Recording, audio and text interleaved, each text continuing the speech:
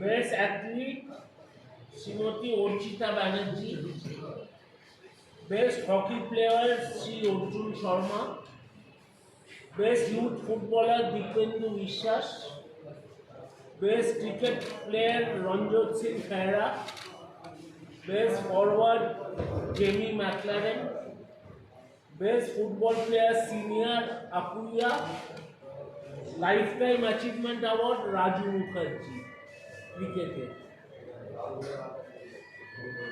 আমাদের মোহনবাগান রত্ন তো আগেই ডিসাইড হয়েছে, স্বপন সাধন বোস। আমাদের মেম্বারদের আমাদের নেতাজি ইন্ডোর স্টেডিয়ামে প্রোগ্রাম হবে, সেখানে সৌরেন্দ্র সৌম্যজিৎ পারফর্ম করবে আর ইমন পারফর্ম করবে।